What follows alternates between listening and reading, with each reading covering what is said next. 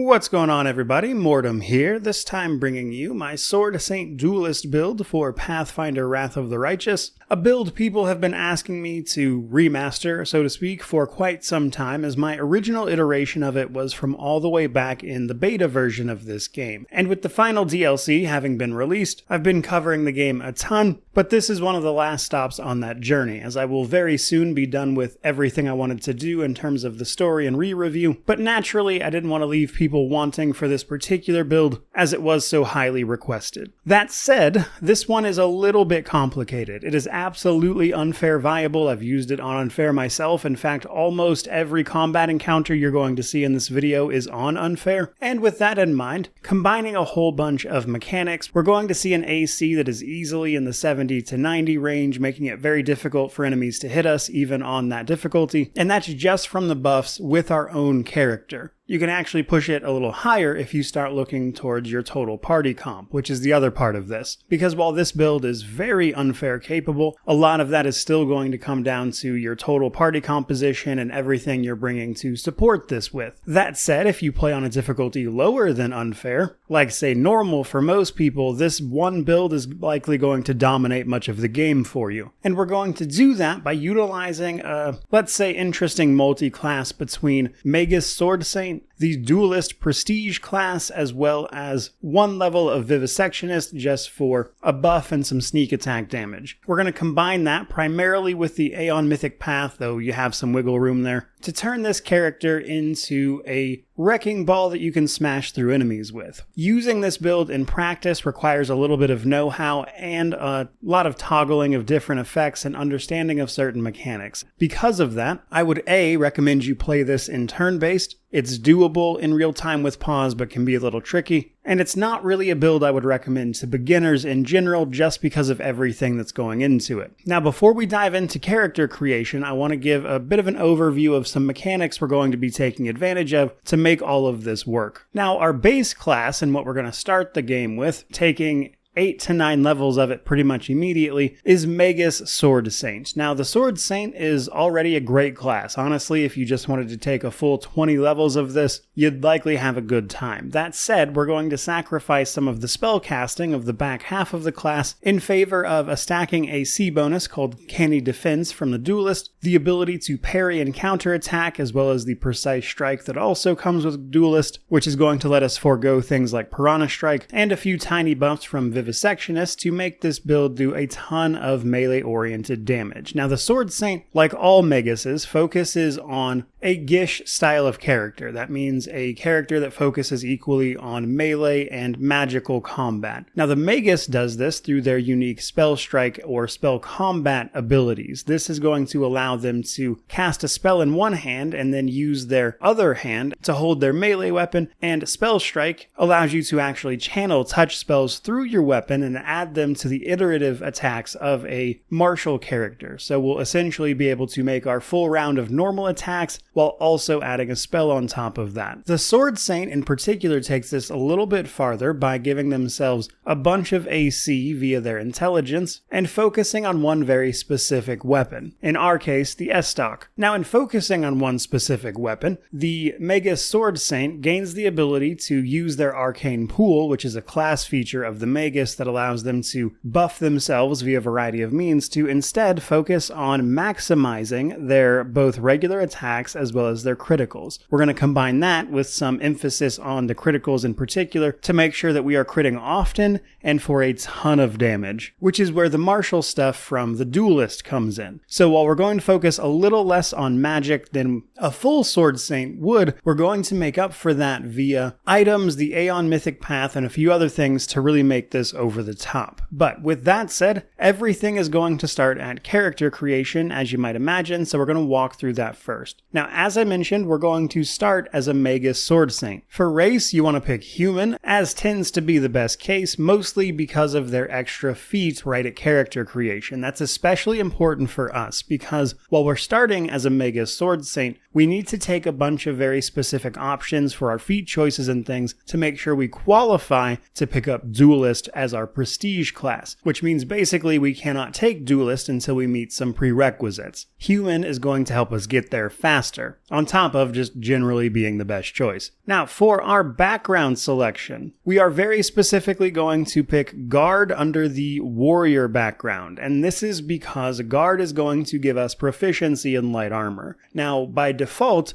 the Sword Saint is unarmored. We can, however, give them light armor, which in combination with a few mythic abilities and things that have been added since the game's launch, is going to give us a ton more AC, as well as granting enemies a chance to essentially just miss us by default via a flat miss chance. It's pretty great. Now, I know a lot of people like the background that gives you extra initiative, but we're going to get bonus initiative from both our class level ups as well as a weapon we're going to be using, plus the fact that we're a dexterity focused class overall. So basically we're picking Guard here to give us light armor proficiency so we don't have to spend a feat on that later. But then we have our ability points. Now, the only thing that really matters for us is dexterity and intelligence. It is all we want. Intelligence is actually going to give us AC twice from Canny Defense, which I'll explain here in just a moment, but we're going to wind up in total wanting about 30 or so intelligence at a maximum, and then everything else we're going to pump into dexterity. But here at character creation, we want 18 in dexterity and intelligence at 18 as well. Now, generally the best way to do this is by dropping charisma down to 8, as you can see here on screen. We don't really want to drop wisdom or strength or anything because strength is going to eat into our equipment load, which we need to keep at light, and constitution is obviously good for health. We don't need a ton of constitution because we're going to be so hard to hit it's not going to matter much, and plus items will make up the difference otherwise. But then we have our skills. Now, right away, we need 2 in mobility in order to take the Duelist Prestige class. So we're going to want to grab that as quickly as possible. It's usually best because of all of our dexterity and anything to just go ahead and have mobility as a skill, even though it's not a class skill. So generally, I like to do athletics, mobility, knowledge arcana, knowledge world, and perception. But then we have our feat choices. Now right away we want to pick weapon finesse. This is going to allow us to use our light weapons and a few others with finesse wielding to use their dexterity modifier instead of strength on their attack rolls. We're focusing all in on dexterity, so this is going to allow us to hit things more easily and make up a little bit for our smaller base attack bonus as a magus in particular. But because we're a human, we get an extra feat choice. And for our second one, we're going to pick up dodge. Again, this is a prerequisite for Duelist, but also it gives you an extra AC, which is nice.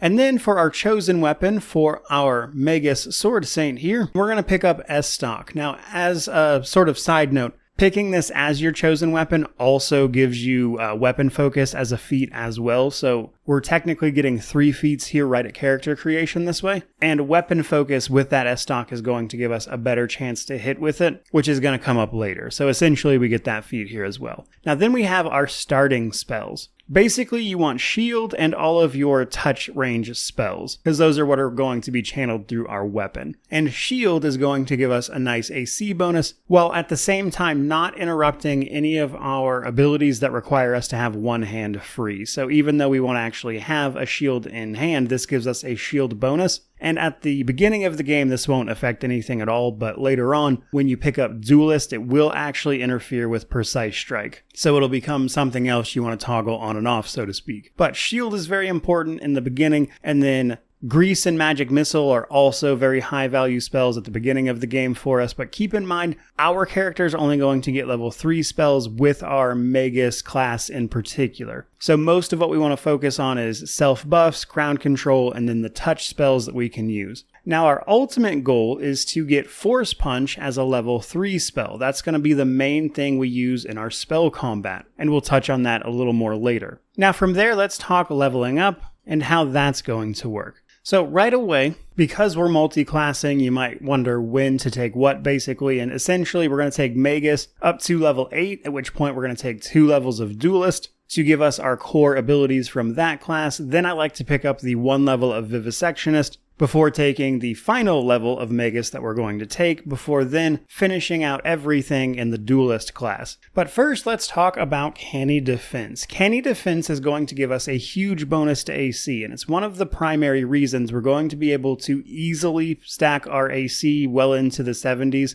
even when you're not buffed up at all. And then when you are buffed, you could probably push it into the 90s with just your own buffs before you even start talking about what the party could do for you. But what Canny Defense is an ability that both the Duelist and the Mega Sword Saint is going to get that allows them to add their intelligence modifier to their AC when they are using their chosen weapon, light or no armor, and no shield. Now, the shield spell will actually not cancel this out, despite it giving you a shield bonus. In the case of Canny Defense, it means that you physically don't have a shield equipped. So one hand free for our spells, essentially, and then the other hand with an S stock. Now, the thing about Canny Defense, though, is that both the Duelist and the Mega Sword Saint get it, and it does actually stack between the two of them. And you might initially think that's a bug, as that tends to be the case with that kind of thing, but that's actually not true at all. It's working as intended. So Canny Defense for both of these classes is considered a separate ability. But the limit here is that you can only add your intelligence modifier up to your level in that class, which means that with this particular setup and multi-class we're going for, we're going to have 9 levels of Magus and then 10 levels of Duelist, which means we'll get 10 AC from Duelist and 9 AC from Mega Sword Saint from our intelligence modifier specifically. Now, if I were to go all in on Magus, I could theoretically get plus 20 AC from that, which would come out to pretty much the same place as both of them stacked. The main difference, though, is that in this case, I don't need a plus 20 modifier to one class to actually get it. I can get that 19 AC by only having a plus 10 intelligence modifier, which is why we only need to get intelligence to about 30 or so to get the full bonus that we are capable of getting from Canny Defense. Now, our first 8 levels of Magus are going to get us the core features of that class that I've mentioned up to this point. Canny Defense, Perfect Strike, Perfect Critical, our Arcane Pool, Spell Combat, Spell Strike, and some Magus stuff in particular. Now, for our Magus Arcana, which is something that uses our Arcane Pool to give us abilities, we're going to pick up Arcane Accuracy at level 3. This is going to allow us to use our Intelligence modifier to add to our attack rolls, which is very important because that's going to, again, make up for some of our lower base attack bonus as a Magus in the early game. And then at level 6, we're going to pick up Enduring Blade there. That's going to turn our arcane weapon into something that lasts 1 minute per level, as opposed to 1 round, which is going to make it much more usable.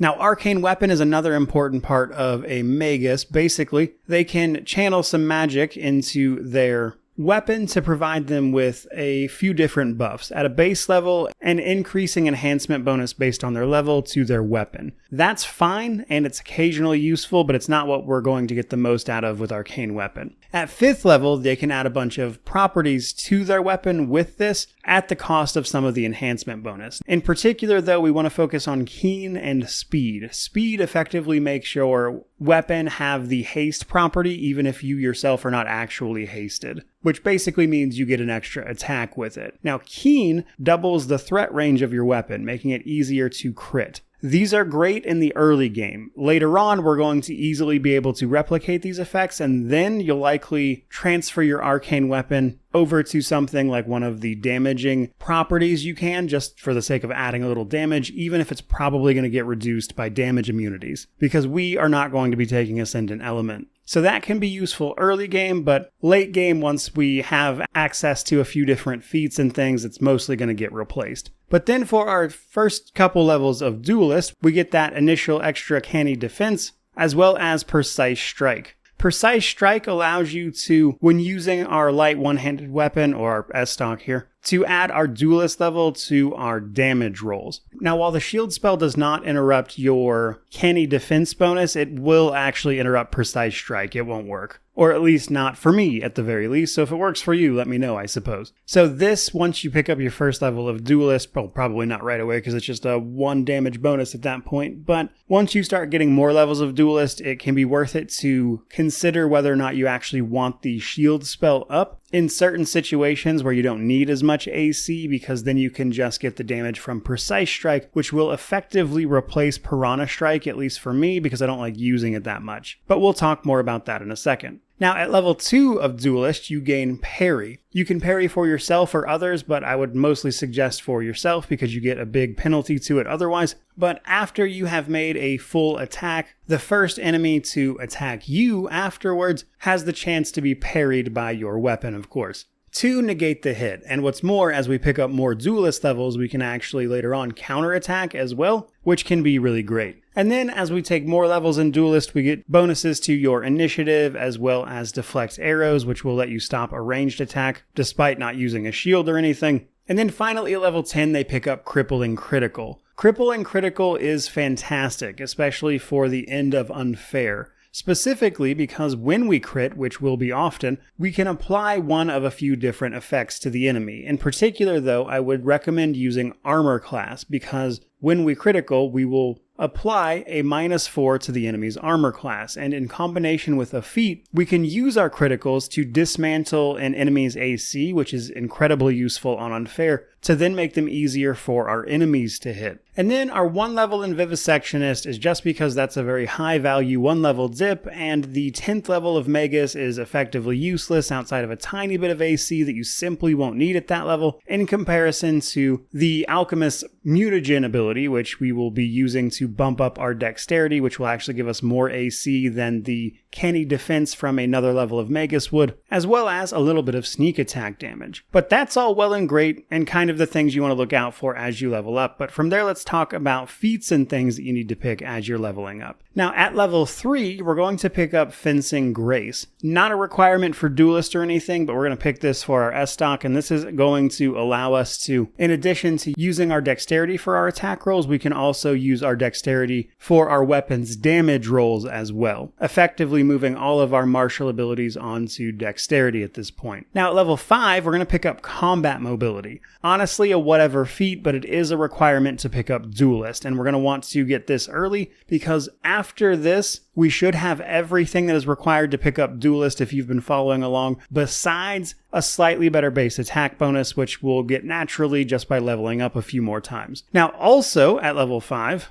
with a Magus bonus feat, we're going to be picking up Light Armor Focus. This is going to increase the AC we get from Light Armor by 1, and that's fine, but the main reason we're picking this up is because it's a prerequisite for the Mythic feat for Light Armor that we're going to take as well, which is much more useful in what we actually want. So we're going to pick this up with a bonus feat simply because we don't need it for anything else. Then at level 7, we can pick up Weapon Specialization, which is going to give us extra damage with our chosen weapon. And then at level 9, we have a bit of a choice. I like to pick up Blind Fight here just because it's a very generally useful one, as immunity to things like gaze attacks, but also not losing your AC against invisible attackers is really nice. But Blind Fight is also not required to make this work, and I picked this here because I don't like Piranha Strike. Piranha Strike is an ability that gives you increasing damage for dexterity weapons at the cost of your attack rolls. Now, on a higher difficulty, I really don't like that because it makes already difficult to hit enemies that much more difficult to hit. And if you're using Precise Strike from the Duelist, it effectively replaces Piranha Strike anyway. But in spite of all of that, if you would still like to use it, or you're on a lower difficulty where you don't need quite as much chance to hit, you could replace Blind Fight with Piranha Strike, which would give you a substantial amount more damage, especially if you're also using Precise Strike. But it does come at a trade-off, especially on higher difficulties. But then for level 11, we have Improved Critical. This is going to increase the threat range for our weapon. It does not stack with things like the weapon effect Keen. So if we have a weapon that already has Keen, it won't stack with this. Or if we use our Arcane Magus weapon for the Keen property, it also won't increase this further. And at which point you'd want to use it for speed or a damage one. But this feat, or a weapon with the Keen property, with an S-Stock, should give us a threat range, or a crit range, of 15 to 20, meaning anytime we roll to attack and we roll a 15 to 20, we have the chance to confirm a critical. And we'll be critting often simply because of this one feat, increasing our threat range so much. Now, at level 13, you could pick up Critical Focus. This is going to make it more likely that you confirm those critical hits. When you roll into your threat range, you then roll an attack roll to determine whether or not that attack is actually a critical. Critical Focus just makes that more likely to work. And then at level 15, we pick up Flaying Critical. This, in combination with Crippling Critical Armor class, is going to allow us to tear down defenses of enemies in the late game in particular. Now, Flaying Critical goes into effect much earlier, whereas Crippling Critical will likely be the last thing we pick up. But Flaying Critical, when toggled, allows us to reduce enemy AC for their natural armor down to potentially 0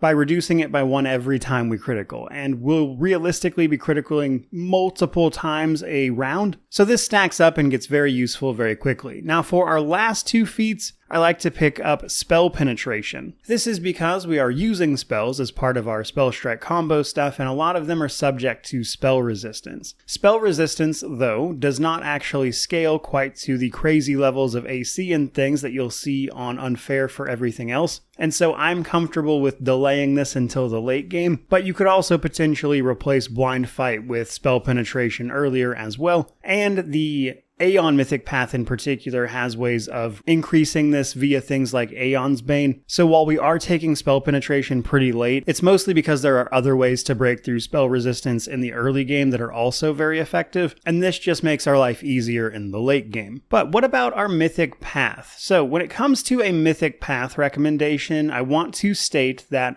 I build for this around Aeon. I think it works best with Aeon, but that's hardly a requirement. In fact, as I was talking about stacking criticals, I'm sure some people jump to the fact that the Trickster Mythic Path can in fact double down on that and improve their critical even farther. That's fine. It also has the sneak attack, which will stack with our other sneak attack damage, and you can get a ton of damage by playing this as Trickster, totally viable. And if I wasn't going to play as Aeon, Trickster would be my personal second choice. With that said though, this is a class combo that you can't really go wrong with. You could essentially make this work for every single Mythic Path, but I think it works best with Aeon specifically because of abilities like our Enforcing Gaze, as well as Aeon Bane, that are going to allow us to make it easier to hit enemies on Unfair by increasing our own attack rolls, as well as our caster level checks for spell resistance, and just giving us extra damage and immunities at the same time. So, could you use others? Yes. But I'm going to focus on Aeon here. Now, with that in mind, let's talk mythic abilities and mythic feats. So, right at level 1 of your mythic path, you want Spellcaster's Onslaught. This is a new ability added later on that allows us, when casting a spell, to increase our attack roll for our next attack, specifically by half our mythic rank. And because we are casting spells in combat, even if we fail to overcome the enemy's spell resistance, this will actually add a bonus to our attack roll to make it more likely that we'll hit with our other stuff. And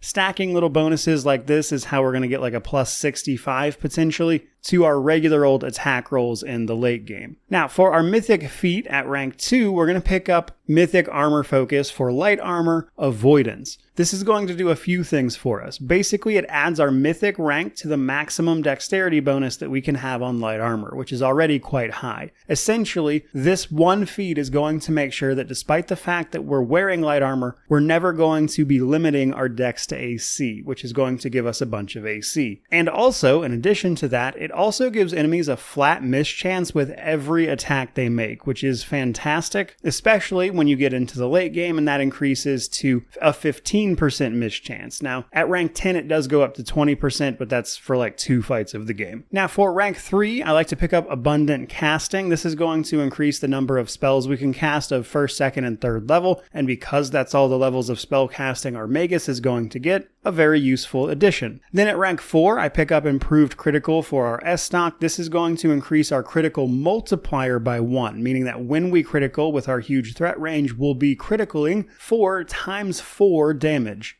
At rank 5, I like to pick up Leading Strike, mostly just because we've already picked up the most important stuff, and Leading Strike will give our allies some more damage when they hit things after us. At rank 6, I like to pick up Weapon Focus for our S-Stock, doubling our attack roll bonus from weapon focus, which we picked up all the way back at character creation. At rank 7, I then like to pick up unrelenting assault. Basically, every turn that we make a melee attack, we're going to get a stacking bonus to our damage, another way in which we can avoid taking Piranha Strike without losing much. At rank 8, we can pick up Spell Penetration Mythic, as we will effectively be max level by this time. And by the time we pick up Spell Penetration Mythic, it will be very easy to get our spells through spell resistance, even on unfair. And then at rank 9, I like to pick up Thundering Blows, which just means that even on the off chance that we do miss, we'll still deal some damage to enemies around us. Now, rank 10 is only for the last few fights of the game, so unless you're on Inevitable Excess DLC or the Treasure of the Midnight Isles roguelite mode, you won't see much of it, and you can honestly do whatever you want by that point. Now, the other two big Aeon things I want to draw your attention to are Aeon Bane and Enforcing Gaze. Aeon Bane, in particular, is an ability we can activate so many times per day based on our mythic rank. Effectively, this makes our weapon very deadly to whatever we are fighting,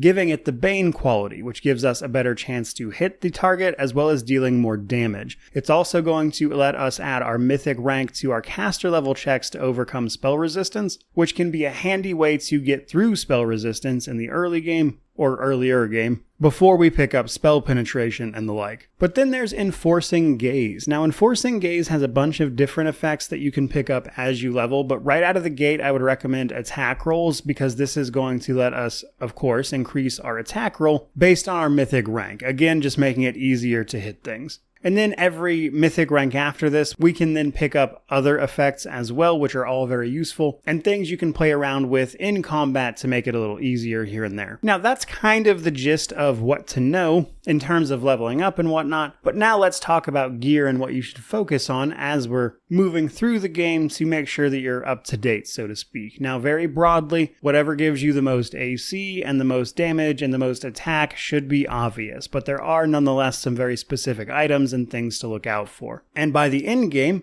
purely on your own with your own buffs, you can have an AC of like 90 with this class. But first, we gotta get there. Now, the key thing to remember when you are gearing up this character is that dexterity and intelligence are everything to us. Anything that increases those is usually going to be more valuable than anything else. With that in mind, outside of just gear, there are items you can use throughout the game that will permanently increase your stats in some way, such as the manuals you can find throughout the game that will increase each ability score by +2 individually, and these are a bit hidden. You can find the intelligence one by solving a puzzle in Pelura's Fall, a late game area, and you can also find the dexterity version of this in the Midnight Fane as you're about to transition into Act 4, though that one is next to a very difficult boss. However, what I want to draw your attention to in this regard is that the new DLC, A Dance of Masks, at the end of it, or towards the end of it when you are in the mansion area, has a secret side area where you can find a brand new tome item that will actually give you +4 to all of your ability scores. And not just one of them, I mean all of them. Now, this does not stack with the previous books, so if you've already used those books, this will just wipe them out and make everything a +4. But that's crazy good and simply a way you can increase dexterity and intelligence that you might not normally think of. Now, with that in mind, let's talk some specific gearing options. Starting first with our weapon. Now, S-stocks are a little sparse throughout the game, but there is a way to move through the game that sees you with a good one pretty much all the time. Now, right at the beginning of the game, like the first chest you can loot in the game actually, will have weapons based on your class and proficiencies. So you'll always have a guaranteed S-stock in there, and we're going to use that until we get to Act 1, and we can grab Finian the talking weapon. We can grab him in the ransacked shop as part of Woljif, a potential companion, and his quest in Act 1. So we're going to want to do that, pick up Finian the talking weapon, who can be any weapon you want. This is going to be a magical +1 S-stock that we can use throughout the beginning of the game, basically until Act 3. In particular, though, Finian here, in combination with our arcane weapon ability as Omegas, should get you through the beginning of the game. In Act 3, there is an S-stock in a story area called Green Gates. You have to go there for the narrative, and next to the boss of that area, there is a loot container that contains an S-stock called Crippling Kiss with a keen property that is a +3. That will almost certainly be an upgrade over Finian at this point, and you can use that safely for all of Act 3. Now, when we get to Act 4, in the Demon area, we can pick up our final upgrade for our weapon, which is Night Flash. We can buy this as stock from a slaver in the slave market named Wurlong Black Mask. This is a +5 S stock with a speed enchantment and also a shock enchantment, but shock is less interesting because of immunities. But the speed basically means we get an extra attack with it. And this item also gives us a +5 to our initiative rolls, which in combination with our high dexterity and our bonuses from just being a duelist, you will almost always go first in combat, even on unfair. We're going to use this for the rest of the game. Now, after this, let's talk about the rest of our equipment. First up, bracers. For the most part, you're going to use the lucky bracers you start the game with because we don't really need anything else, and they're honestly pretty decent until you get to the late game. But at the very end of the game, in the Canabras Festival area, you can buy an item called the Bracers of Slaughter. These are a +10 armor bracers that ignore all damage reduction on enemies and deal an additional 3d10 force damage with our weapon attacks, which in combination with our force punch ability is going to be ridiculous. Because we're making that force punch cast through our weapon, as per our Magus abilities, it gets this extra 3d10 force, so we take a spell that would normally have a damage limit of like 40, and we can start hitting with a critical up to like 100 with it. Now, with this being also bracers of armor +10, you might not think that these stack with your armor as well, and that's kind of true, but there's some things to know there. Basically, your armor +10 bracers here won't stack with the base armor of the light armor you are wearing. And because of that, it will default to the higher one, which is almost certainly going to be the Bracers of Slaughter. However, what it will stack with is your armor's enhancement bonus. So if you are still wearing a +5 light armor, you'll get the +5 enhancement bonus from that armor on top of the actual regular armor bonus of the Bracers of Slaughter here, giving you a +15 to armor, which would be better than wearing just one of them, even though the game's going to tell you the bonuses don't stack. That's not exactly the whole picture. Now, for our light armor, mostly you're just going to pick whatever has the highest armor or interesting effect you want to use throughout the game. Also, in the Canabras Festival area, though, you can pick up a really great light armor called Ice Guard that gives us both light fortification, which is protection from critical hits, as well as any enemy that fails to hit us in melee gets hit with an ice charge, and then at the start of their next turn, those ice charges detonate for 5d6 damage. And while some enemies certainly won't take all of that due to resistances to cold, it's still extra damage that you have to do literally nothing for besides not get hit, which thanks to our insanely high AC, basically just makes that free damage, which I thought was nice. Now, while we're on the subject of armor, you may have been thinking throughout this video that using light armor comes with a very small arcane spell failure chance that would apply to your Magus spells. Technically, that is true. You can offset that through a feat that you could also replace Blind Fight if you want, but I will say that the spell failure chance of light armor is so incredibly low that I don't think it's worth offsetting. I can count on like one hand the number of times I've failed a spell because of this, and it's generally not worth the effort to worry about. Now, another unique item I want to talk about is White Wind's Cloak. This is a very specific cloak that is incredible for a duelist in particular. You cannot be evil and wear this, so if you're evil, pick something else, obviously, but effectively this gives us a bonus to both parrying as a duelist, but also extra damage to our precise strike. Rather than just dealing our duelist level, it will deal 1.5 of our duelist level, meaning that it will deal 15 extra damage at max instead of 10. It also gives us access to a Sacred Nimbus spell, which is a fantastic defensive spell that causes enemies to take damage upon hitting you, and a few other effects, which is quite nice. Now, we pick up White Wind's Cloak in the Ivory Sanctum as part of an optional puzzle area in that dungeon. So that's a story dungeon you have to go to. Just make sure to thoroughly explore and solve a puzzle there, and you can find White Wind's Cloak. Very, very good for us. Now, for your helm, for most of the game, you're going to wear a headband of vast intelligence because that's going to increase your intelligence modifier, which will then, of course, give us more AC. As you can see with this Gnawing Magic one, it also does exactly that. But Gnawing Magic in particular can come from completing Seela's quest if you solve a puzzle in the final bit of her companion quest. And in addition to giving us that +6 to intelligence, it also grants us a bonus to overcoming spell resistance, but but at the same time applies a penalty to enemies' attack and damage rolls and their saving throws for a few rounds, but it stacks up to 4 times, so we can potentially debuff the enemy while also giving ourselves intelligence. It's a great item. Then we have Valexia's Magnifying Amulet. So most of the game you just want to wear a really great natural armor necklace, which will give you more natural armor AC, which stacks, so easy choice there. But in Act 4, if you meet with Valexia, which the game will point you to very easily, and complete that quest without upsetting Valexia, she will give you this as a sort of extra reward. In addition to being a natural armor amulet, it also gives you +2 to your highest ability score, which will be Dex or Intelligence for us, which is obviously very, very useful. But then we have our belts. So belts are a little interesting. You can get belts that increase your dexterity, which is obviously what you want to do for most of the game. But eventually, you'll get access to a pair of boots called Ronek's Sacrifice. This is an artifact that you can have the storyteller repair, which requires a bunch of items and things, and you also have to find the base artifact, which I believe is from Wintersun, and there's a lot to it. But basically, if you can get these boots found and made, they are a boot of dexterity +8, and they double the AC, attack rolls, and reflex from the haste spell, on top of stunning any enemy that actually manages to crit us, which is extremely unlikely. But the +8 to dexterity from these boots is an enhancement bonus, which means it will not stack with the bonus from a regular old belt that gives us dexterity. So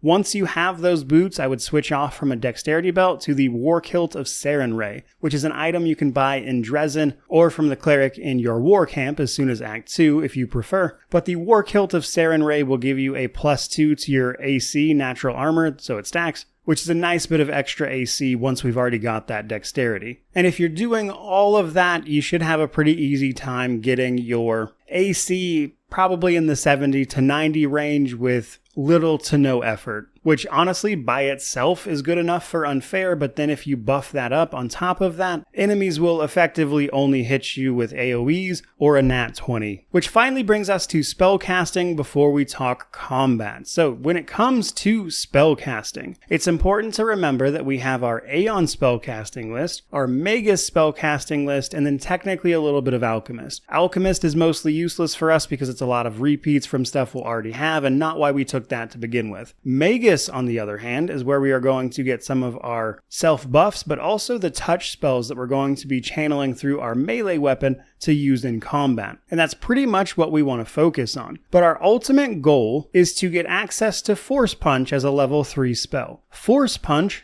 is what we are going to be using the most in combat. Now, reading this, you might not think that, because if the enemy fails a fortitude save when hit with this, they go flying back. However, if you are on a higher difficulty, the enemy is going to make that fortitude save. You are not going to push them away from you. Their saves are ridiculous on unfair, and you won't have the ability to push through it. But that's actually good for us. That's what we want. We want to overcome their spell resistance to hit them with Force Punch, but we want them to make their fortitude save so they don't go flying back. And on unfair, that's exactly what's going to happen. On lower difficulties, your mileage may vary. But Force Punch, combined with our Bracers of Slaughter in particular, plus our melee weapon attack that's going to be delivering this attack, is going to give us a substantial amount of damage when it all comes together. Now, beyond that, we also want to use just common sense spells, Displacement, Haste. For level 2, you're probably going to want things like Mirror Image or Blur, or things that just in general make you harder to hit via concealment effects. But our ultimate goal in terms of damage is to get to Force Punch. Now, that's not all though, mind you. As I already mentioned, our Aeon Mythic Path also has a ton of options for us. Mostly things like toggles via Aeon's Bane and whatnot, but as we level our Mythic rank up, we're also going to get access to various Aeon spells. One you definitely want to grab is called Perfect Prediction. This gives us an insight bonus to our AC, which is going to stack with everything we've got, which is a fantastic buff. We can also pick things up like Protection from Arrows Communal, which will keep you safe from ranged attacks. There's a great spell in there called Relativity that is effectively haste for your characters, but also slow on any nearby enemies at the same time, which makes it just a better version of haste. And then there's the more standard buffs like Death's Ward or Delay Poison Communal, Archon's Aura. But then the really fun stuff is actually the more Aeon-specific spells, the special spells that only they get, such as the Edict of Impenetrable Fortress, which makes your entire party immune to physical damage for like 3 rounds. And most of those can be used as swift actions as well, which means we can attack and then also use those abilities. So while our main focus is going to be hitting things in the way that I described, do keep in mind you have access to some spell casting. But from there, let's talk about how combat plays out. Now, as I already mentioned, highly recommend that you do this in turn-based. There's just a lot to do. And naturally, as is always the case, make sure you've buffed up before you enter combat. Otherwise, though, we need to have a lot of things toggled on. Basically everything I've mentioned. Are we parrying for ourselves or are we parrying for others? That's a toggle. Which arcane weapon enchantments are we activating when we use our arcane weapon as a magus? Those are all toggles. Spell Strike and Spell Combat, which are the abilities for the magus that allow us to use our spells through our weapon, are also toggles. Perfect Strike and Perfect Critical from being a Sword Saint. Those are toggles, and in particular, those ones are going to use up your arcane pool very quickly if you have them activated all the time. But those two specifically are what are going to allow us to guarantee max damage on hits as well as even more damage on criticals. And because of this, when we're, say, fighting a boss enemy, we can then activate all of these toggles, like, say, Aeon's Bane, Perfect Strike, Perfect Critical, Arcane Accuracy, which is our Magus Arcana that gives us a bonus to our attack, and altogether that stuff is going to give us a massive bonus to our attack rolls, with everything stacked up probably in excess of 60 to 70 to attack, followed up with our Perfect Critical and Perfect Strike, guaranteeing maximum damage on those hits when we do hit. And then when we hit, there's a very good chance that a lot of our hits are going to be criticals because of our very large threat range. And at that point, once you're able to get all of those pieces moving and you understand how all that works, even on unfair difficulty, you can start just sort of deleting stuff, especially if all of your hits go through. Because at max level, you're going to be able to strike like 6 times with all of those toggles on, mind you, giving you about 220 to 250 damage per swing, which means like the maximum damage you could do in a round is like 1500, with a more consistent probably 5 to 700, give or take. And that is what is going to allow us to just destroy things on unfair, especially things like mini bosses, etc. that only have like probably 1,000 or so health to begin with. So even in non-perfect scenarios like this one with this mini boss for Winduag, I attack him and he goes down, but when you actually look at the combat log, this wasn't a great round for me. I did a bunch of damage and got some crits, yes, but I actually missed an attack. Force Punch didn't even go through, and yet I still wound up doing about 500 damage, which is a pretty similar situation against this Vrolakai Chief Assassin because I forgot to turn on some of my bonuses like Aeon's Bane, which means my attack roll was a little low. So some of my iterative attacks that take a penalty just by their very nature didn't land, and even in that case, I still did about 400 damage, and thanks to all of our feats and everything, tore some of his AC down at the same time, making it easier for my party to hit him. And then, a little later on, once we actually have all our gear towards the very end of the game, and we've even turned Force Punch into a ton of damage as opposed to just a little bit extra, we're doing all that damage, plus we have an AC of like 90, making us basically impossible to hit on anything but a nat 20. And that's before we even get buffs from other party members. So, while it's a lot of toggling, a lot of, I would say, management, which makes it more suited for turn-based, if you're willing to put up with that, this build will see you dealing fantastic damage, even on unfair, and suboptimal hits, while at the same time having a massive AC, and all of our Aeon abilities and whatnot being able to buff our entire party in addition to us and debuff the enemy at the same time. So this is a brutally effective build, and probably my second favorite outside of just playing a kineticist. But do keep in mind, even with everything we've gone over, there's all sorts of stuff about the Aeon spellbook and things I didn't even mention. They have a few different spells like Disintegrate and Destruction, which in the case that you can't hit an enemy or it's super far away, could see you dealing a bunch of damage that the enemy can't really negate anyway, even without being in melee. There's the fact that Aeon can dispel things on hit, which is also fantastic for this build in terms of debuffing enemies. but I think you get the core idea of what this build is trying to be and do by now, so I think that's where we're going to leave it. If you wind up trying this one for yourself, I'd love to know what you think down in the comment section below, or just very generally what you think about it, but I really do love playing this one, so I hope you enjoyed it just as much. But either way, that's going to wrap it up for this particular video. So don't forget to like, comment, subscribe, all that YouTube jazz. But regardless of any of that, truly, just thank you so much for watching. I really do appreciate it. May you wander in wisdom and have an amazing day.